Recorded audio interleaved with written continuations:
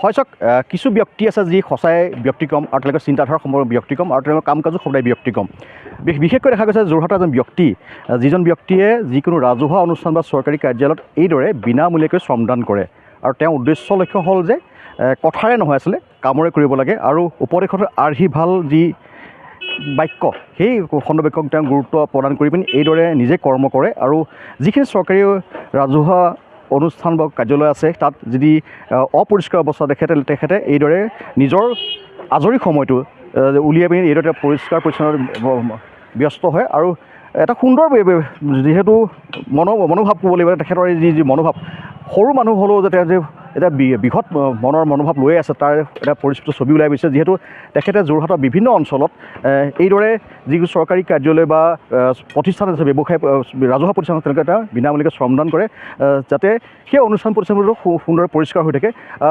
দেখা গৈছে যে বৰ্তমান সময়ত যিহেতু আজিকালি পইচা দি লৈ বোলে হাজিৰা কৰা মানুহৰ অভাৱ যিহেতু যথেষ্ট লোকৰ অভাৱ হৈছে কৰ্ম কৰাৰ অভাৱ আছে আৰু এইদৰে এইজন ব্যক্তিয়ে তেখেতৰ যি মূল্যৱান সময় এইদৰে খৰচ কৰি পিনি ৰাজহুৱা অনুষ্ঠান বা চৰকাৰী অনুষ্ঠানত এইদৰে পৰিষ্কাৰ পৰিচ্ছন্ন কাম কৰে আৰু যোৰহাটৰ আজি অনুসূচিত জাতি যি জিলা অনুসূচিত জাতি ছাত্ৰ সন্থাৰ কাৰ্যালয় আছে আৰু সেই কাৰ্যালয়তে তেখেতে আহি এইদৰে আজি নৱবৰ্ষৰ দ্বিতীয়টো দিনতে এইদৰে পৰিষ্কাৰ কৰিছে আৰু এয়া হ'ল তেওঁ উপহাৰ বুলি কৈছে।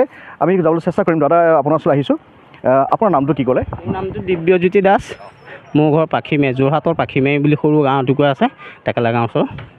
সেয়াই। আপুনি সদায় এটা চিন্তা কৰে যে পৰিষ্কাৰ পৰিচ্ছন্ন সদায় আপুনি গুৰুত্ব দিয়ে, গান্ধীজীৰ আপুনি সদায় নীতি কথা কয়। ওপৰত যেতিয়া মানুহে দেখুৱাই গৈছে যে ভাল সদায় কৰিবা, ভালতে থাকিবা, ভাল পাবা, মুঠতে ভাল স্বাস্থ্য গৰাকী হ'বা। গতিকে সেই হেৰিত লৈ পেলাই যেতিয়া আমাক দেখুৱাই গ'ল আমিও পিছৰখিনি দেখুৱাওঁ। উদ্দেশ্যটো সেইখিনি যে এনেই টাইমখিনি অবাবত খৰচ কৰিব নালাগে। মোৰ মতে অভাৱত এনেই আজি বহুত প্ৰজন্ম দেখিছোঁ মাক দেউতাকে নতুন বাইক কিনিছে, ইনষ্টলমেণ্টত বাইক কিনি দিছে, মোবাইল কিনি দিছে, এনেই ঘূৰাই ফুৰিছে, বহুত এক্সিডেণ্ট হৈছে। কিন্তু সেইখিনিতকৈ তাখিনি অকণমান সমাজত ইমান কম অৰিহণা আগবঢ়ক যে এইখন আমাৰ অকল মোৰে নহয় বা কাৰো প্ৰত্যেকৰ নিজা সম্পত্তি নহয়, এইটো হ'ল অসম মাতৃ আমাৰ নিজৰ হয়। গতিকে এই মাতৃভূমিক আমি কেনেকৈ ভালকৈ সুচাৰুৰূপে পৰিচালনা কৰি আমি এদিনটো মানুহ মৰিবই ধৰক।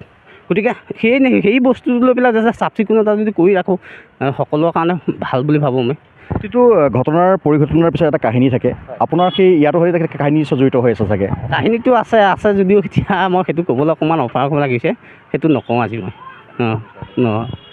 কথা এটা। আপোনাৰ নামটো কৈ ক'লে? মোৰ নামটো দিব্যজ্যোতি দাস, দিব্যজ্যোতি পাখিমাৰি গাঁৱত। আৰু আপুনি যোৰহাটৰ যিবোৰ ব্যৱসায়ী ধৰক চৰকাৰী বা বেচৰকাৰী প্ৰতিষ্ঠান আছে, বেচৰকাৰী ৰাজহুৱা প্ৰতিষ্ঠান আছে, খালি ব্যক্তিগত কাৰণটো কি? ব্যক্তিগত কাৰণটো ক'লে তেওঁলোকৰ নিজা প্ৰকৃতিৰ চৰিত্ৰটো তেওঁলোকক দেখা দি আছে। কেলৈ আজি মোৰ নিচিনা কেলৈ মনোবৃত্তি হ'ব নোৱাৰে নেকি? মই আজি হ'বলৈ মই বাধ্য কৰোৱা নাই, কিন্তু হোৱাটো উচিত। কিন্তু মই সেইটো কৰা নাই। কাৰণ ক'লে ৰাজহুৱা অনুষ্ঠানটো কোনো এজন ধৰক আজি এপাচি শাকত এটা জালুকৰ নিচিনা কৰ্মচাৰী আছে, হয় নহয়? গতিকে সেই বস্তুটোৰ লগত আমি যদি অকণমান হাত উজান দিওঁ ৰাইজক বা চৰকাৰক বা সকলোকে যদি অকণমান হাত উজান দিওঁ, সকলোৱে মোৰ যদি পদক্ষেপটো ভাল বুলি হয় মোৰ লগত সহযোগ কৰক। মোৰ অৰ্থটো সেইটোৱে তাৰমানে, গম পালানে? সহযোগ কৰিলে মই আৰু অকণমান আগবাঢ়ি যাম কিজানি। আজি ইয়াত কৈছোঁ, কাইলৈ কিজানি বেলেগত যাবলৈও আছোঁ। গতিকে গোটেই অসমখনৰ কাৰণে আজি বেলেগৰ লগত এখন যাতে আজি বাহিৰত ধৰক এতিয়া বেংগলোৰ কিমান পৰিষ্কাৰ বা দেল্লী কিমান পৰিষ্কাৰ, কেলৈ আমি এখন কৰিব নোৱাৰোঁ নি? আজি চৰকাৰে কিমান আগবাঢ়িব? কোৱা হয় পৰিষ্কাৰ পৰিচ্ছন্ন ঈশ্বৰৰ বাস বুলি কোৱা হয়, আৰু তাতকৈ কি আছে? আৰু চৰকাৰে ইমানখিনি কৰিব নোৱাৰে নহয়। গতিকে আমি হাত দাঙিম লাভ, সেই জোৰত সেই হাতত হাত মিলাই আমি খোজত খোজ মিলাই আমি যাব লাগিব। আমি ওপৰলৈ কেনেকৈ যাব পাৰিম? আপুনি সম্পূৰ্ণ বিনামূলীয়াকৈ কৰে এইখিনি কাম? বিনামূলীয়া। মোক কোনো টকা পইচা মোক কোনো প্ৰয়োজন নাই নহয়। আজি জবৰদস্তি কোনো কথা নাই। আজি আন্তৰিকতাই যিখিনি মনৰ ভাৱ আছে সেইখিনি মই প্ৰকাশ কৰিব বিচাৰি থাকোঁ। দিব্যজ্যোতি দাস। আৰু নিশ্চিতভাৱে তেখেতৰ খুব সুন্দৰ কথা কৈছে, তেখেতৰ মনোবৃত্তি খুব সুন্দৰ। যিহেতু দিব্যজ্যোতি দাস পাখিমাৰি গাঁৱৰ, আৰু তেখেতে যদি তেওঁৰ চকুৰ আগত যদি ৰাজহুৱা প্ৰতিষ্ঠান হওক চৰকাৰী কাৰ্যালয় হওক যদি অপৰিষ্কাৰ দেখে, তেওঁ নিজ ইচ্ছাৰে আহি এইদৰে শ্ৰমদান কৰে। আৰু এয়া দিব্যজ্যোতি দাস আচলতে ক'ব লাগিব। আৰু দিব্যজ্যোতি দাসৰ এই যি পদক্ষেপ আমি এনডিটিভিৰ দৰ্শক দেখুৱাইছোঁ, যথেষ্ট সন্মানেই ক'ব লাগিব। আৰু এয়া আদৰ্শ আচলতে তেখেতৰ এই আদৰ্শ 10জনে গ্ৰহণ কৰা উচিত। আৰু তেখেত ক'ব লাগিব যে বৰ্তমান সময়ত দেখা গৈছে যে বহু লোকে নিজে কৰ্মহীনতাৰ দিশত গতি কৰিছে আৰু মন থাকিলেও তেখেতে কাম কৰিব নিবিচাৰে, কিন্তু এই যে দিব্যজিৎ দাসৰ যি সুন্দৰ কৰ্মৰাজি, সেই কৰ্মৰাজি তেখেতক যথেষ্ট প্ৰেৰণা যোগে আৰু 10জনৰ কাৰণে আদৰ্শ হৈ পৰিব। এজন ব্যক্তি আছে, আমি যাবলৈ চেষ্টা কৰিম, যদি আপুনি অকণ আগবাঢ়ে আহে। দিব্যজিৎ দাসৰ যি এই পদক্ষেপ খুব এক সুন্দৰ পদক্ষেপ। দেখা গৈছে বৰ্তমান সময়ত মানুহে হাজিৰাৰ ধন দিলেও হাজিৰা কৰা ব্যক্তি নাপায়, আৰু তেখেতৰ যি মনোবৃত্তি খুব সুন্দৰ। এই ক্ষেত্ৰত আমি পোনপ্ৰথমে তেখেতৰ পৰিয়ালটোক আপোনালোকৰ প্ৰচাৰ মাধ্যমৰ যোগেদি শুভেচ্ছা জ্ঞাপন কৰিছোঁ। ভগৱানৰ ওচৰত প্ৰাৰ্থনা জনাইছোঁ তেখেত যাতে সুস্বাস্থ্যৰ অধিকাৰী হৈ থাকক। আৰু এইটো যিটো পদক্ষেপ, এইটো যিটো মনোনিৱেশ তেখেতৰ সঁচাকৈ আদৰণীয়।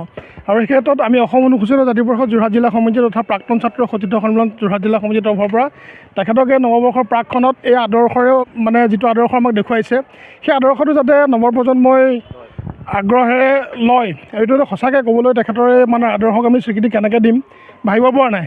সেই আপাহতে আজি এই নৱদিনৰ নতুন বছৰৰ শুভ মুহূৰ্তত তেখেতক আমি আমাৰ তৰফৰ পৰা অসমীয়াৰ স্বাভিমানস্বৰূপ এখন গামোচাৰে তেখেতক সুস্বাস্থ্য কামনা কৰিবলৈ বিচাৰিছোঁ। মই দিব্যজিৎ দাক অকণমান আগবাঢ়ি আহিবলৈ। আৰু এয়া হ'ল দিব্যজিৎ দাসৰ যি কাহিনী, আচলতে তেওঁ ক'ব লাগিব তেখেতৰ যি কৰ্মৰাজি সঁচাই আদৰ্শ, আৰু 10জন ব্যক্তিক এক আদৰ্শ কৰিব আৰু প্ৰেৰণা যোগাব। যিহেতু দিব্যজিৎ দাসৰ এই কৰ্ম বিনামূলীয়াকৈ শ্ৰমদান কৰা এই কাৰ্যসূচী কিন্তু সহজ নহয়, যিহেতু খুব সুন্দৰ ব্যৱস্থা এটা গ্ৰহণ কৰে। মই পুনৰ কৈছোঁ যে যোৰহাটৰ যিখিনি ৰাজহুৱা বা চৰকাৰী কাৰ্যালয় আছে, যদি অপৰিষ্কাৰ অৱস্থাত দেখে, হাবি জংঘলৰ ভিতৰত ভৰি ৰাখে, তেওঁ নিজে আহি পিনি এইদৰে বিনামূলীয়া শ্ৰমদান কৰি নিজৰ শ্ৰম প্ৰদান কৰেহি।